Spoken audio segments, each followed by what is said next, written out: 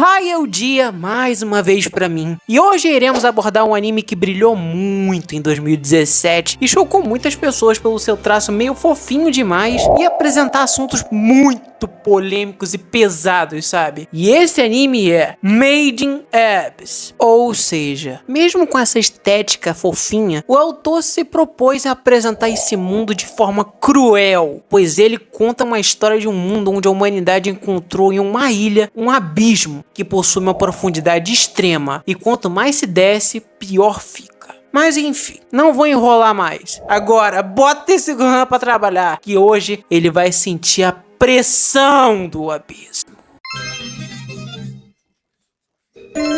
Ai, eu tô atrasado.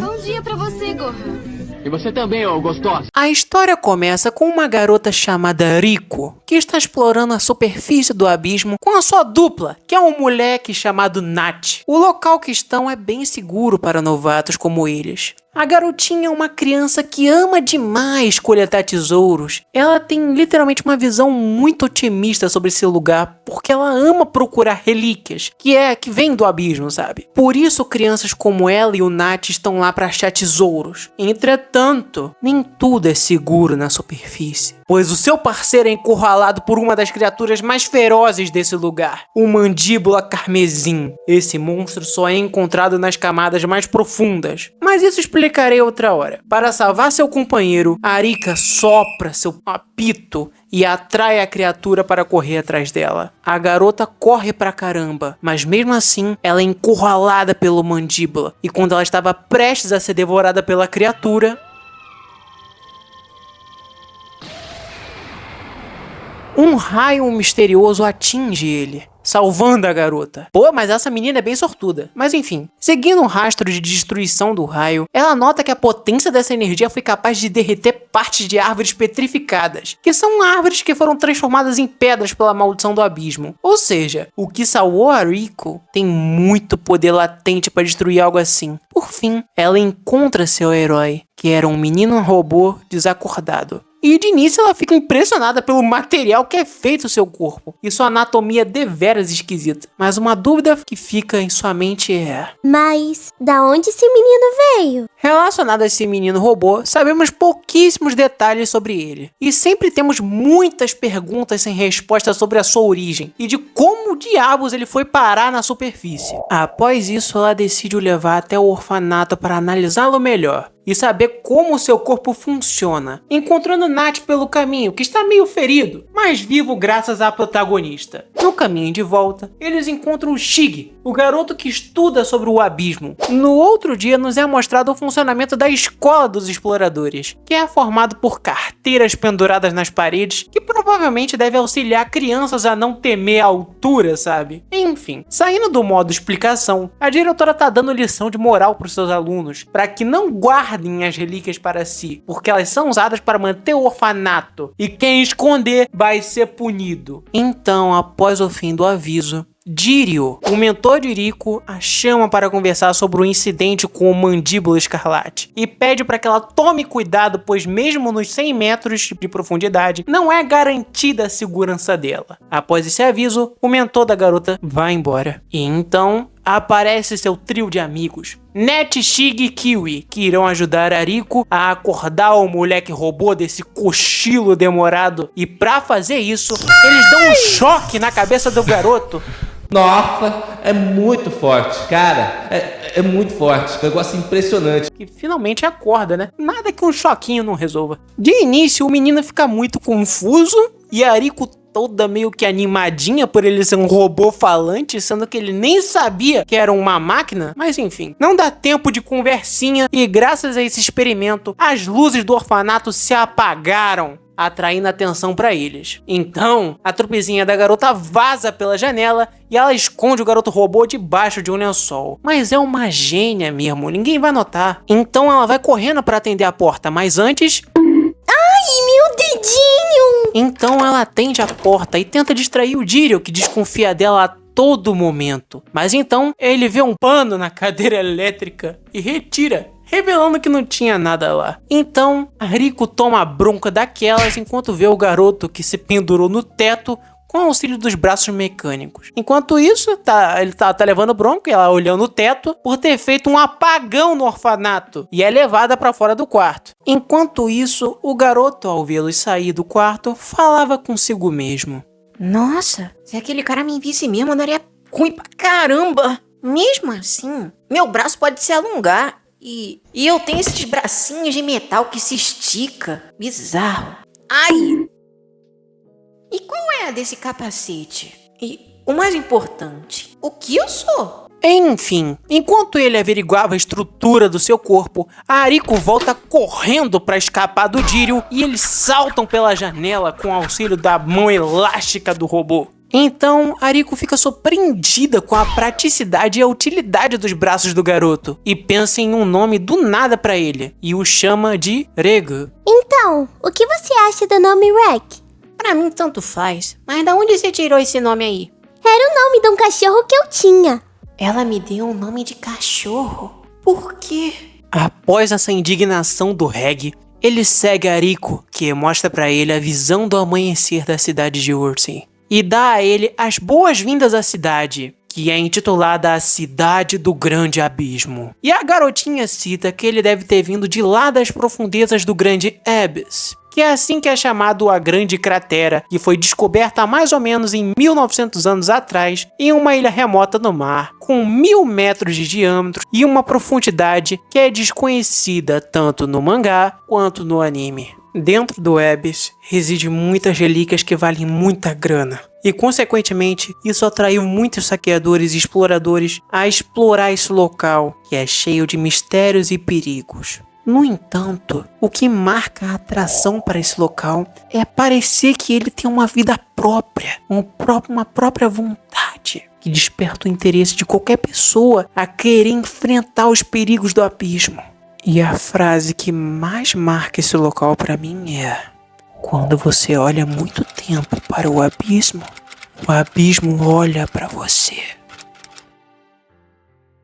Em um outro dia, temos Shiga explicando como funciona a maldição do abismo, que basicamente ela é dividida em camadas. Quanto mais profundo você vai, mais difícil será a sua volta. Então vamos dividir cada camada e seus efeitos respectivos na subida. Primeira camada, orla do abismo, tonturas leves e náuseas. Segunda camada, floresta da tentação, náuseas fortes, dor de cabeça e dormência dos membros. Terceira camada, grande precipício. Os sintomas anteriores somam-se a alucinações visuais e auditivas. Quarta camada, cálice dos gigantes.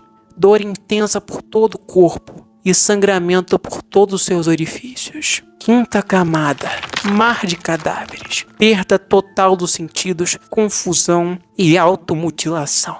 Sexta camada, cidade sem retorno. Perda da humanidade ou morte. E a partir da sétima camada, é dito que o explorador que descer até lá nunca mais poderá voltar para a superfície com vida. Após essa breve revisão da maldição do abismo com o pessoal, o Shiga mostra o catálogo de relíquias, e mesmo na classificação mais raras, não possui nenhuma informação sobre um robô que parece com o Reg, o que induz eles a pensar que ele vem das profundezas mesmo do abismo, provavelmente da sexta ou sétima camada, sei lá, um lugar bem profundo. Depois dessa análise, o garoto pede para Ariko resumir como funciona o corpo do menino robô. Então, Ariko fala, né? Ele funciona bem tanto com comida quanto com eletricidade, além de possuir um raio poderoso vindo de seus braços capaz de derreter árvores petrificadas em segundos. A pele dele é suave, apesar de conseguir suportar uma lâmina o perfurando, e até fogo foi incapaz de queimar seus cabelos. A audição e a visão de Reg são melhores que as minhas, e seus braços metálicos podem se esticar por 40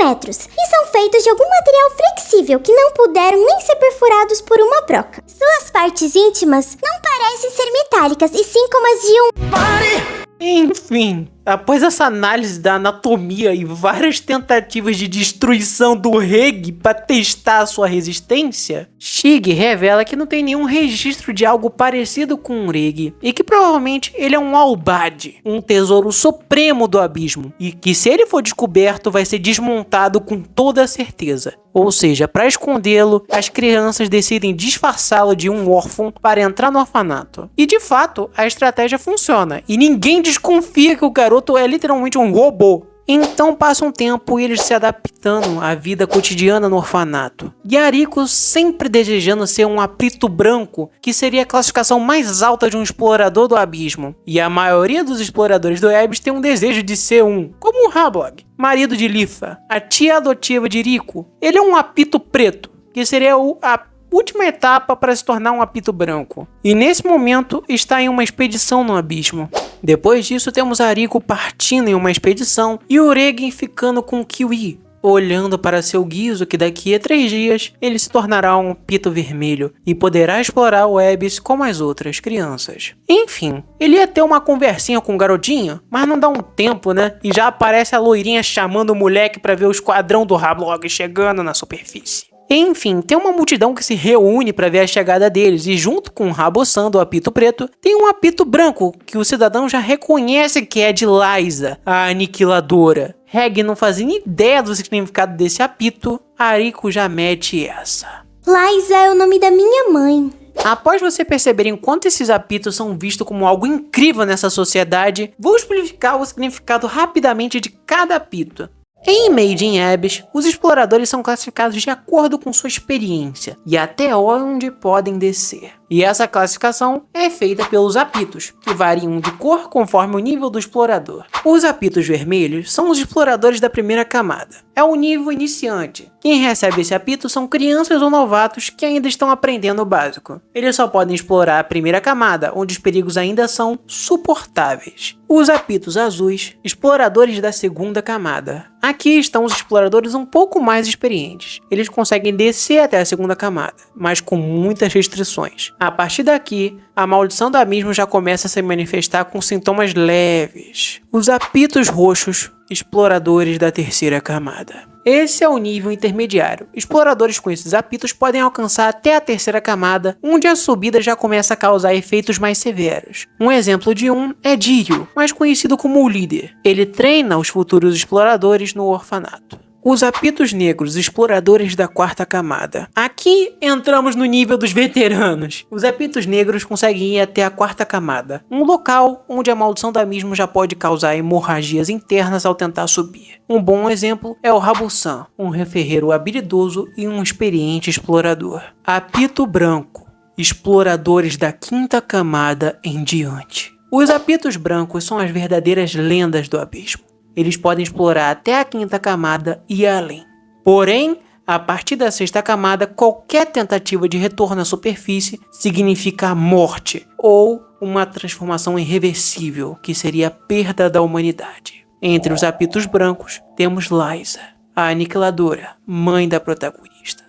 Enfim, após essa grande explicação, temos Ariko pensativa olhando para o apito de sua mãe, que foi dado por Rabosan, por ela ser a filha de Liza. E uma coisa relevante dito pelo Barbudão é que ele só pode ser utilizado pelo portador original. Ou seja, ele é um artefato inútil por agora. Ele também fala que junto dele havia um documento selado, e que mais tarde a garota poderá vê-lo, pois com toda certeza é uma carta de sua mãe. Enquanto ela estava no flashback, Diryu, o líder e mentor dela, aparece para repreendê-la, pois o povo da cidade estava fazendo um grande festival em homenagem à mãe dela. E isso era uma coisa que a Liza amava. Então a garota se questiona sobre sua mãe e de como ela se sente sobre a mesma. Minha mãe, além de ser o apito branco que eu tanto admirava, eu mal consigo lembrar do rosto dela. Então, eu não consigo ficar triste pensando nisso.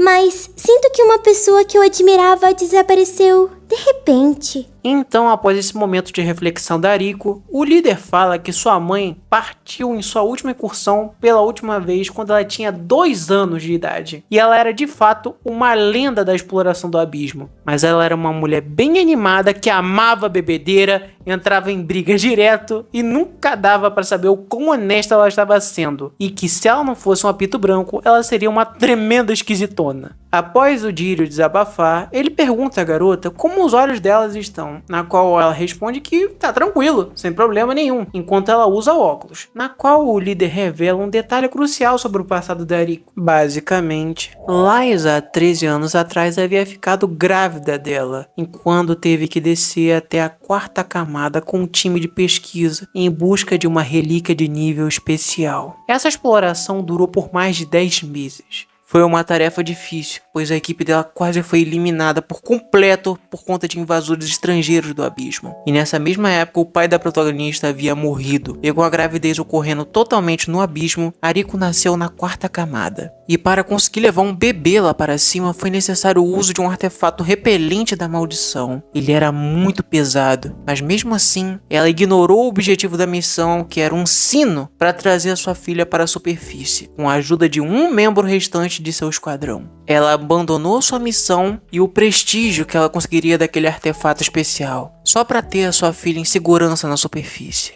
Mas mesmo com todos esses sacrifícios, Liza não pôde proteger os olhos de sua filha, e se culpava por não ter conseguido fazê-lo.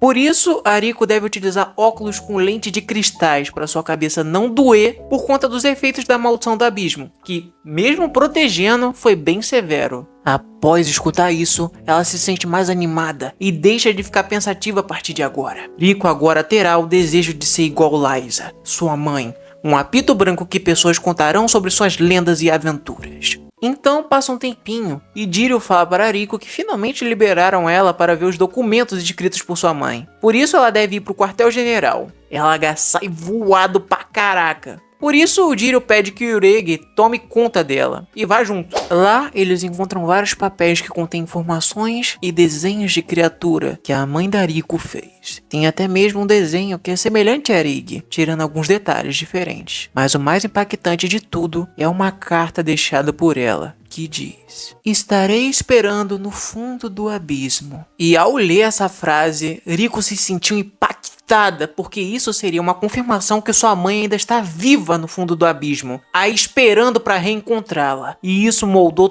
totalmente suas atitudes a partir de agora. Após isso, ela rouba a carta, se reúne com seus amigos e propõe a ideia dela ir para o fundo do abismo em busca de sua mãe. E Nath, como um único ser pensante daquele lugar, fala: "Tu é idiota, menina! Como caralho você pretende descer o abismo sendo um mero apito vermelho? E literalmente, sua mãe estaria nas camadas mais profundas. Nem voltar para a superfície você vai poder. Pensa, Rico, pensa!" E como qualquer protagonista de anime, ela ignora o aviso e eles têm aquela briguinha de criança. Então, passa-se os dias e o Rege e o Nate estão em uma expedição. Na volta da expedição, dá pra gente ter um vislumbre da maldição, que na subida para a volta na superfície, o robô não sente nada, mas o garoto começa a sentir náuseas e muito enjoo. Ou seja, nessa parte serve para demonstrar que se a Ariko quer descer realmente, não vai poder voltar, porque a maldição do abismo é extremamente violenta e cruel com quem tenta escapar de lá. Enfim, a partir de agora é o puro planejamento da descida da Ariko. Então, para garantir a segurança e descobrir a verdade sobre si, Reg se voluntaria para ser companheiro da garota na jornada. E sinceramente, sem esse robozinho, Ariko ia de Vasco fácil em qualquer camada do abismo, por ela ser extremamente inexperiente. Nath continua sendo literalmente a voz da razão aqui, dizendo que a mãe da Ariko provavelmente já morreu faz muito tempo, já que o fundo do abismo é um lugar hostil e horrível de se viver. E a menina fica sentida ao ouvir isso.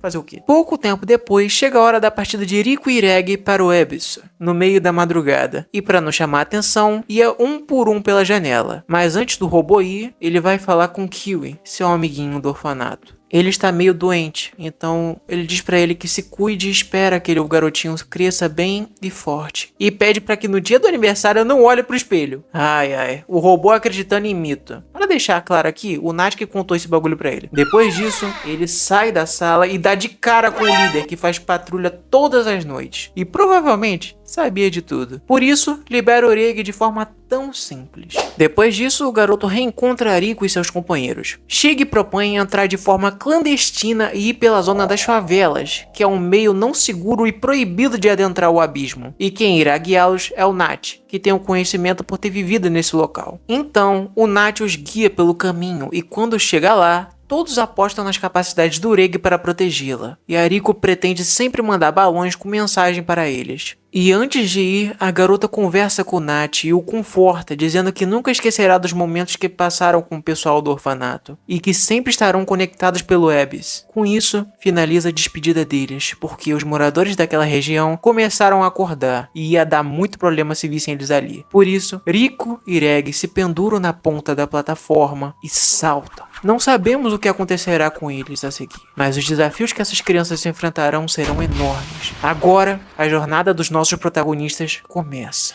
Primeira camada: a borda do abismo. Estamos na primeira camada e sua profundidade vai de 0 até 1.350 metros. Os sintomas de subida são tonturas e leves náuseas. É um lugar tranquilo de explorar, por isso esses dois estão na zona de criaturas inofensivas e um ambiente bem aconchegante. Embora criaturas de camadas inferiores possam aparecer como o Mandíbula Escarlate. Então a dupla estava descansando após descer um pouco, com o Oreg amarrando seus braços formando uma barreira. Após acordarem, eles verificam o local e vão atrás de comida. Durante o lanche, Ariko fica brincando com uma bússola que aponta apenas para baixo. E sinceramente, que artefato meio inútil, né? Para que alguém precisa de um objeto que indique descida? Literalmente, se existe um motivo para essa bússola ser útil, me fale no comentário que eu vou ler com toda certeza. Só me explique para que isso serve. Após esse meu comentário, a garota balançando tanto esse objeto que taca ele na água. E consequentemente, ele é perdido na queda da cachoeira. Boa, Rico, boa. Depois da garota ficar triste de ter perdido o brinquedo dela, Reg fala que havia uma carta no bolso traseiro dele, que provavelmente foi o líder que colocou. E dentro dela contém todas as informações dos monstros que a Liza encontrou no abismo. Ou seja, ele fez uma xerox de um arquivo secreto pra menina. E dentro do envelope tinha mais uma cartinha em vermelho, que dizia: "Eu partirei ao amanhecer para capturar você." Com isso, é provado que o Jiro sabia de tudo. Ele poderia ter interrompido essa viagem da Ariko a hora que ele quisesse. Mas enfim, ele quis oferecer essa oportunidade como um teste para a garota. Ela entende imediatamente o recado e começa a fugir com o Oreg, porque só a partir da segunda camada que eles vão estar seguros de serem perseguidos pelo grupo do Jiro. Porque lá já é uma zona muito perigosa para mandar um esquadrão de resgate. Na correria, eles encontram um tipo de aranha gigante que quase come eles, e esse bicho é chamado de presa de seda. Basicamente, para escapar, Oreg prende o braço na aranha e se joga, fazendo isso no estilo bungee jump, e funciona. Então, após esse momento de tensão, Ariko finalmente tem um vislumbre da segunda camada, que é a Floresta da Tentação. E tenho que bater palmas. Olha que coisa linda, velho. Qualquer coisa nesse anime dá pra transformar em wallpaper de computador. Meu Deus. Após esse momento de apreciação da paisagem, Ariko fica um pouco tonta. Então eles tiram um momento para descansar e ficar conversando. Mas mal dá tempo de dialogar, já que o Reg sente a presença de alguém. E com certeza deve ser um explorador. Por isso eles fogem. Fogem pra caramba. Mas não adianta de porcaria nenhuma. E eles são encurralados por uma sombra de gigante, que na verdade é Rabo-san, que foi persuadido pelo Net e o Shig a auxiliar Rico até a chegada na segunda camada. E em troca, deu um Albard, que é um tesouro supremo do abismo, que seria o Oreg. E como ele conseguiu dar uma olhadinha no robô, ele quer cumprir o trato de levar eles para a zona segura da segunda camada, que é o campo de busca. Mas a garota recusa a ajuda para provar para o seu mentor, Jiro, que consegue vencer os desafios do abismo junto com o Oreg sozinhos. Então, ao ver essa carta escrita pelo Jiro, Rabo-san se conforma e deixa os garotos seguirem o caminho até o campo de busca. Mas antes de ir, ele oferece a Rico uma vacina que a torna imune à doença do mergulho, oferece mantimentos para ela se alimentar e avisa algo de extrema importância para os dois. Tomem cuidado com o guardião do centro de busca. Ele é estranho e ele é intitulado como o soberano imóvel, Ouzen ou imóvel.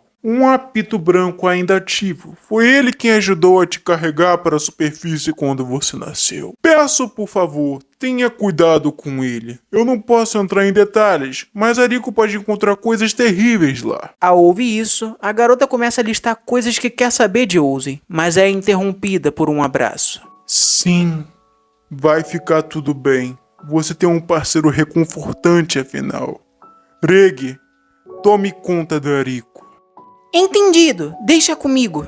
Então, Rablog pela última vez se despede de Riko, sabendo que nunca mais verá ela novamente, virando suas costas e desejando boa sorte em sua jornada. Por fim, a dupla desce até chegar na segunda camada. Segunda camada, Floresta da Tentação.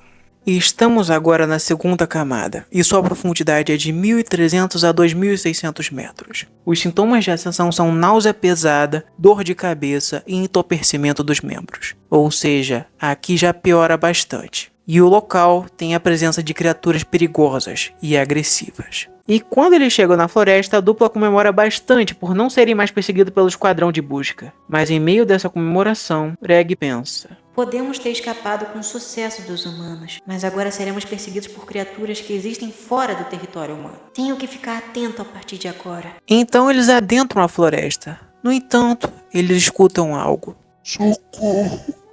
Socorro! Então, ao escutar um pedido de ajuda, eles correm até lá.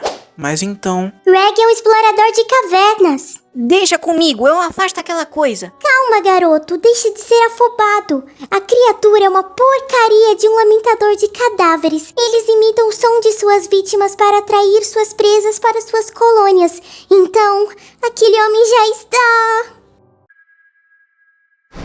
Se abaixa, Reg! Então a garota é levada por esse bicho esquisito e começa a ficar sério quando ela é levantada pro alto e começa a sentir os efeitos da maldição do abismo, deixando o Reg mais nervoso e preocupado, junto com esses projetos de aves insuportáveis. Enquanto estava sendo atacado pelos lamentadores, ele vê que sua companheira iria virar comida de pintinho. E como a garota estava fora do alcance de seus braços, ele tenta se lembrar de algo importante que ele consegue fazer. Rico, o que eu poderia fazer? Então, ao fechar seus olhos, ele escuta uma voz de seu passado. E então...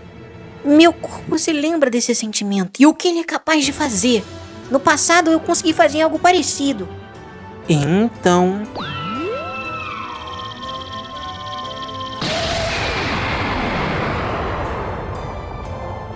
Com isso, ele derruba a criatura que tinha sequestrado a Ariko e a salva de morrer pela queda. No entanto, há um final alternativo mostrado no jogo de Made in Abyss. Fica por uma curiosidade no vídeo. No jogo, caso o Reg erre o tiro, a protagonista morre.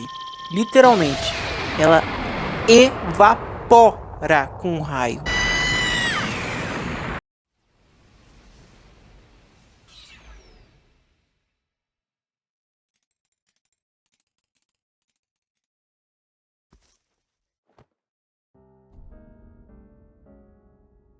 Cena pesada essa, hein? Mas enfim, continuemos a jornada dessas crianças, né? Após isso, o Reg leva a garota para um lugar seguro e confere se ela está bem, tirando a parte de cima da roupa dela. E de antemão aqui, tem partes constrangedoras por culpa do autor, tá? Que parece meio pervertido e mostra cenas esquisitas envolvendo o protagonista ou crianças em si. Por isso a gente vai censurar a parte que não tem a necessidade e vamos focar no plot, que é o que mais interessa aqui, é a história. Autor, se conserte. Continuando, em geral, essa parte tem a timidez do Reg, que quase fica querendo enfiar a cabeça na terra de tanta vergonha. Enquanto a Ariko fica observando a destruição que o canhão do garoto causou. E ela já começa a falar pra caramba, cara.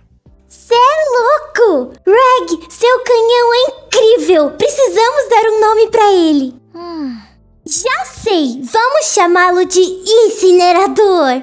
Rico, eu não sei se você percebeu, mas graças a esse canhão, eu quase te matei. Esqueça isso! Você me salvou e dessa vez esse canhão foi incrível! Literalmente, cobriu uma área bem maior do que da primeira vez que você usou pra me salvar! Após isso, o moleque desmaia do nada. Enquanto estava desacordado, ele sonha com a Ariko sendo pega por aquela ave do caralho e acorda imediatamente. Quando ele acorda, ele vê a Ariko reclamando de ter perdido o caderno de anotação dela. E também avisa pro Reg que assim que ela terminou de falar aquela coisa, o garoto havia desmaiado. E ela dá um chute que foi por causa do incinerador, né? Que gasta muita energia. E, em geral, eles ficam conversando, andando por aí no abismo. Aí aproveitaram para comer a carne daquele monstro que come humanos. O que deixa o Ureg com um certo nojinho. Mas mesmo assim, eles almoçam, né? Porque uma ave assada não tem preço. Após isso, eles descem mais um pouquinho, atravessam pontos e descem mais um pouco para assim chegar na Floresta Invertida. E lá que se encontra o campo de busca. Mas antes de chegar até lá,